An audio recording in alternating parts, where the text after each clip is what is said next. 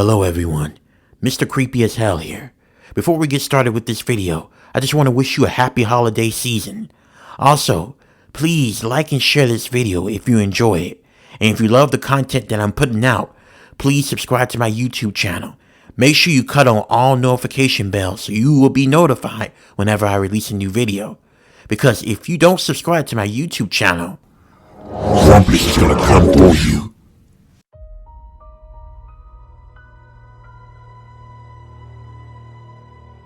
don't become a park ranger at Windsor Oak Trail Park. I had to learn the hard way. There are warning signs, but I missed them, or maybe I just ignored them because I desperately needed the job. This happened to me about 4.5 years ago. This was back in August of 2020 when the pandemic was still running its rampage across the world. And like many people, I lost my job and I lost my apartment, and I had to go live with my parents until I found a stable job and got back on my feet. It was really hard for me, and I was depressed for a while because everything I worked hard to build just came crashing down within the next month.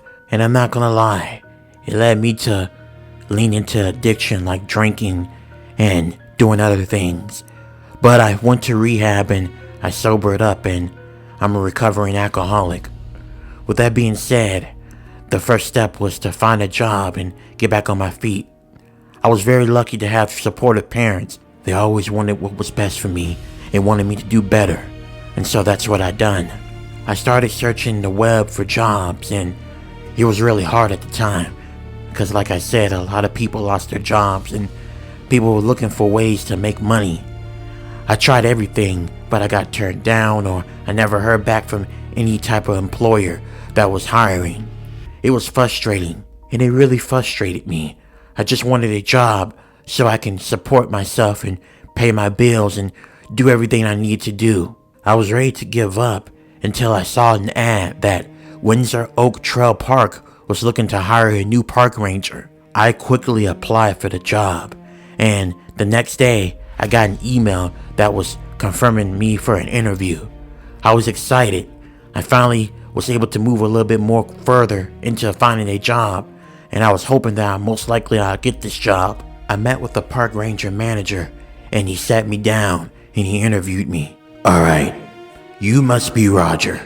Alright, sit down here and talk to me. Why do you think you need this job, and why do you think you'll be a good fit? He said to me with his raspy voice. I can tell he was probably a heavy smoker based on how he talks and how his voice sounds. But I explained to him, and I told him, well, I love nature, I love protecting it, and that's pretty much my only answer is I love nature and I want to protect it, and I feel like it would be a great experience to me to add to my resume, and I feel like I'd be a perfect fit for this job, and it'd be a great thing for me. I said to the manager that was doing the interview. I cussed myself out in my head because I knew that I messed up, and I figured that he wasn't going to give me the job. But after everything was done, that's when he told me, alright, Roger, well, I'm going to go ahead and hire you. I think you'll be a perfect fit for this job, and I really can use someone. I had 3 people quit on me in the last 3 months, and I really need someone who's going to be consistent and stay on their job and work real hard for me. And I think you're the fit for this one, Roger. When he mentioned that 3 people had quit in the last 3 months, I should have took that as a warning sign. But like I said, I really needed a job.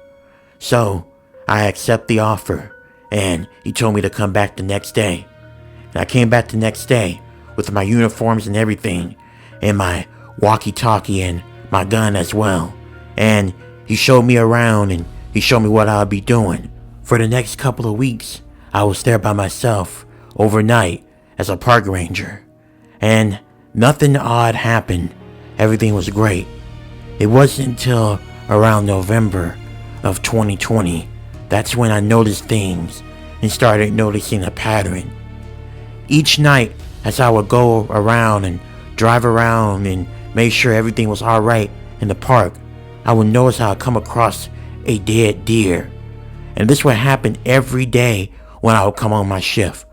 Always as I was driving down, patrolling the park, I would always see a dead deer on the trail walk. I would always report it, and I would always let wildlife come in and take care of it. But this is something that kept on happening.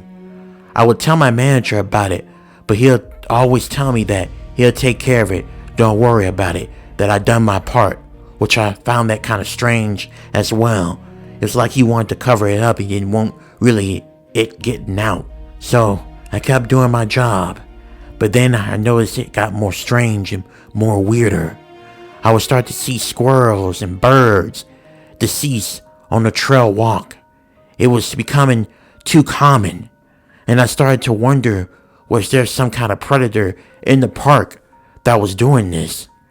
And it had me very concerned, and no matter how I explained to my manager about it, my concerns, he would always just brush the topic off like he didn't care, and it made me furious. So I decided to do my own investigation and find out what was harming the animals. I also want to note that this didn't happen at daytime. This was always at night when I would start my shift. So that night when I started my shift, I put a hidden camera out by the trees and I filmed it to try to see what was happening and what was causing this or who was harming the animals. And I went back into my little office station and I sat there and I watched the park and I watched and see what would happen. At first, for about an hour, nothing happened as I kept staring at my phone, trying to see anything, notice any slight details, something moving, but nothing happened. Eventually, I got a little tired of staring at my phone all night. I had just put my phone away and set it where it can alert me when it captured something moving. Later into my shift, at around 12 o'clock a.m., I done my usual every hour drive around just to make sure there was no one sneaking into the park or nothing going on. And everything seemed alright. I haven't came across any dead deers or any dead animals. So I went back into my station and I ate myself a little bit of food. As I was about to take a sip of my coffee, that's when I felt my phone vibrating, and it was the camera app that I had. It was notifying me that it was detecting motion. I looked on my phone and I saw a deer. It was limping. It had blood trailing after it. I didn't know what was causing it, but the deer looked spooked, like it saw something very terrifying. I thought maybe it could have been a human being or someone harming the animals, so I watched a little bit longer. And then I saw the deer get lifted up, and then it slammed right into the camera that I had set up. I didn't see what caused the deer to get slammed into the camera. The camera just shut off. So I quickly got up and got inside my little car and I drove over there. And what I saw, you guessed it, another dead deer. I was about to make a call, but I noticed I heard leaves crunching. It sounded like something very heavy was walking around. It sounded like giant footsteps. I grabbed my gun and my flashlight and I pointed in the area where I thought I heard the noise at. I didn't see nothing, but I kept on seeing trees waving back and forth. It wasn't the wind because there was not an ounce of wind outside at the time. So it had to have been someone moving the trees like that. It was moving back violently, back and forth. Multiple trees. I kept on pointing my flashlight, and that's when I can barely make out a figure that was coming in my direction. But as it got closer, I noticed something was really wrong. And when I mean something was really wrong, something was terribly wrong. As this figure came closer and closer, my thought of it being a human being dwindled when I saw it was walking like an animal. And then it got closer and I saw this pale white figure. But then it got worse. There were more of them coming out of the woods. And when I saw them and it got closer, I realized it definitely was not a human being or any animal. Whatever it was an unknown creature. They were white all over. They had no eyes, but I can hear them growling. They had these tiny sharp razor teeth that filled their mouths as they were walking and growling. I saw as one of them had a baby deer in their mouth, chewing on it as they were coming out of the woodwork. They were sniffing around like they could sense that I was there. And then, with a blink of an eye, one of them charged towards me and jumped on me and started to bite at me.